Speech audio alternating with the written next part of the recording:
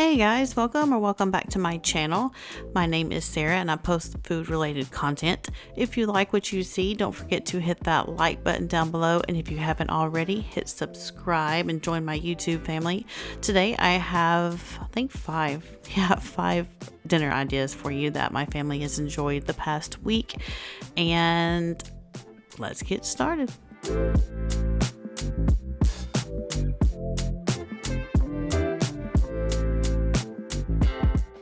First, I have a Kickin curry honey mustard sheet pan meal. This was so good. I know if you have been following me, you know how I feel about my curry, and this was so good. It actually called for Brussels sprouts, but I didn't have any, so I used up a couple of zucchini I did have, and I am just cutting up, I think maybe four, trying to get pretty big chunks of carrots, and honestly, my carrots were not that huge, so I did whatever I could.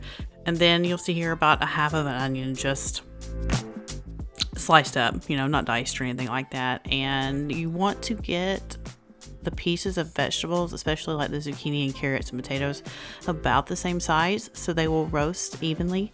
And then you see here, I was trying to figure out exactly how I was going to do this, but after this you'll see I think I had about 4 or 5 yellow potatoes, and I'm dicing them up. Oh wait, no, that's more than, I think it was like 6 or 7 because I was doubling this for 7 people. So I ended up actually cutting these a little bit smaller, you'll see here.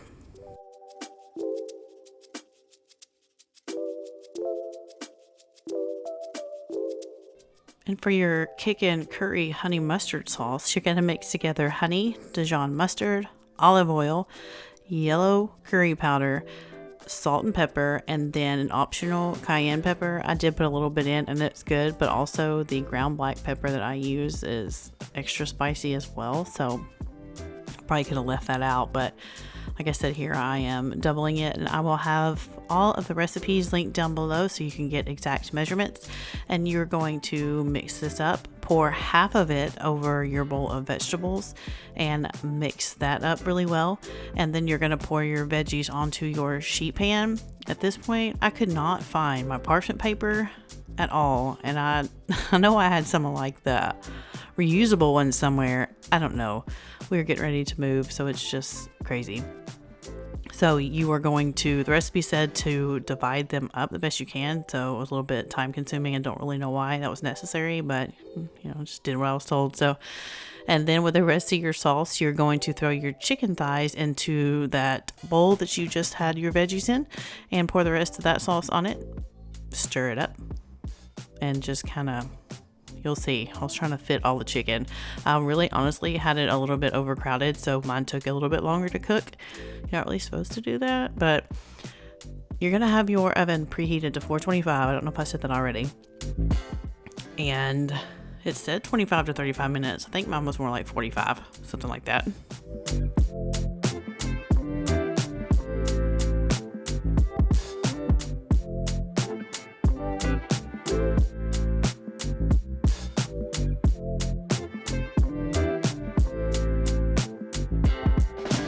And be sure to liberally sprinkle them with salt and pepper before you throw them in the oven as well.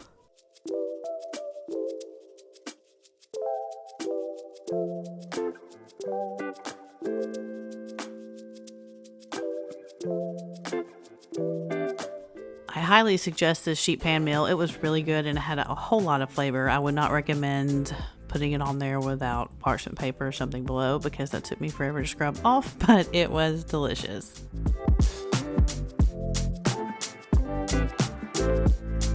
And now making some Mexican tater tot casserole. This was a huge hit. We've never done it before. I've browned up 1.5 pounds of hamburger meat, half of a diced onion, and I'm throwing in a can of rinsed black beans, a can of diced green chilies, a can of red enchilada, and about 3 tablespoons or 1 packet of taco seasoning. You're going to mix that together and return it to the stove for about 10 minutes. Oh yes, I forgot. I ended up doubling this because I didn't think it was going to be enough for us, so that's all I did literally was just throw in an extra can of everything else except for the diced green chilies. I thought that would be plenty. But once you have thrown it back on the stove and let it heat up for a few minutes, you're just going to pour it into a 9 by 13 inch baking dish. Put half of your cheese in it and stir it up. Top it with your tater tots and more cheese, of course. And then I think you're going to bake it at 350 for like 25 minutes. Pretty sure that's what it was. But like I said, I'll have that link down below. And this was incredibly delicious. It was a really nice take on tater tot casserole and so easy.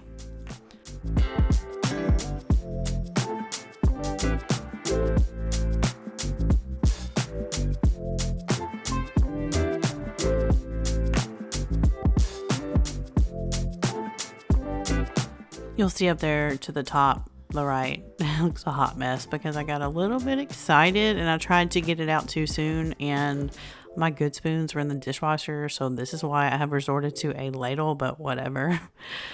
It was so good.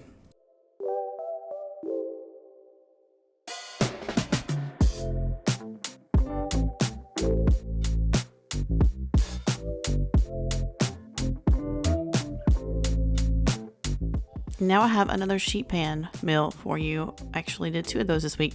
My daughter had requested some salmon and french fries. So this is what we ended up doing. I actually just used the frozen salmon patties or fillets patties. And I'm sprinkling it with some paprika, garlic powder, salt and pepper, throwing some unsalted butter on there. Maybe a lot of butter. I don't know, but it turned out really good. So judge if you want. I don't really care. It's cool. And then I sprinkled them, or I poured some lemon juice on them. I live life on the edge, so I just kind of pour it out of the big open mouth of the bottle of lemon juice. Maybe that's not the best idea. If I would have had some fresh lemons, that's probably what I would have done instead. But 425 for 5 minutes, and then you were going to remove the salmon. And while that was baking, I was preparing my shrimp. I did the same thing. I just put some butter in there. It's about a pound of shrimp because my husband does not like salmon. So this was me trying to accommodate for him as well. And throwing in the same seasonings I put on the salmon: paprika, salt, pepper, garlic, lemon juice, some butter, mixing that up. And then I'm going to throw that around on the baking tray. As you will see here, this is after 5 minutes. These are about halfway done.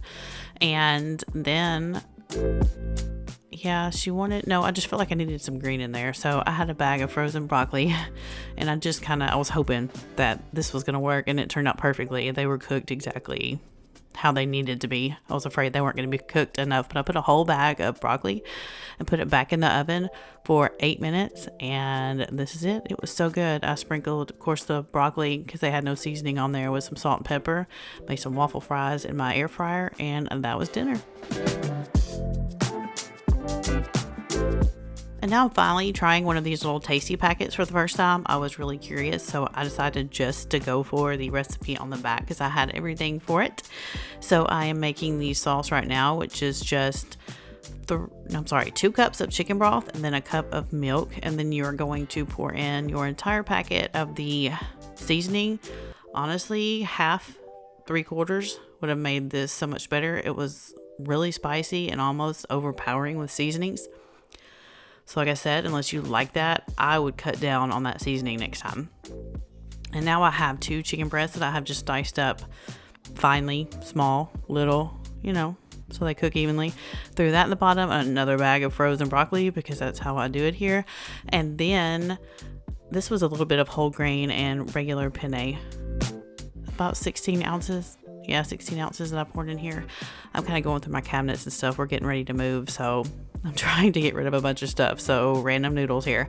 And then 8 ounces of cubed cream cheese on top. And then you're going to pour on all of your juice and bake it. I don't remember the temperature, except this is the back of the packet. You've got to get the packet if you want to make this anyways.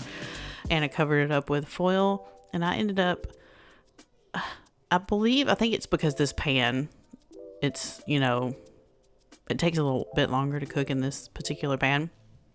So when I took it out when it was supposed to, it wasn't ready, but I did mix it all together and cooked it for a few more minutes and let it soak and put a little bit of mozzarella on top. And here it is. And I also served it with one of the little chopped Caesar salads on the side. And like I said, it was just extra spicy. It was not bad. Like, I'm not going to give up on it, but even if I try another one of their packets, I'm going to tone it down a little bit. It's just a little intense.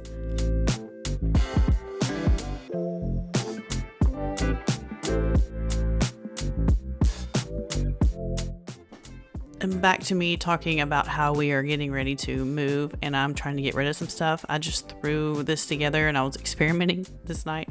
I had some sausage, breakfast sausage, and I'm just browning that up. I had a shallot, just this lone little shallot that was lingering with the veggies, and so I decided to use it. A little bit of minced garlic, and I'm cooking that up until the meat is done completely. And then I threw in, I think total, because I ended up putting in more water, but 6 cups of water, some Italian seasoning, basil, salt, pepper. Of course, here's the bouillon, chicken bouillon. So not 5 cups of water. If you have broth, do that, or 6. Yeah, 6. Salt, pepper, a little bit of onion powder, some seasoned salt, and then how many? 32 ounces of elbow macaroni. So 2 of the 16-ounce packages. And then I'm stirring that up all together, and I just let it simmer maybe 8 minutes if I had to guess. It's just until all of the liquid was absorbed. And then go ahead and pause right here. I would have, instead of putting 6 cups of water, I would have done like 4 cups of water and 2 cups of milk, because it needed something, and I think it was a little bit of cream. I also found some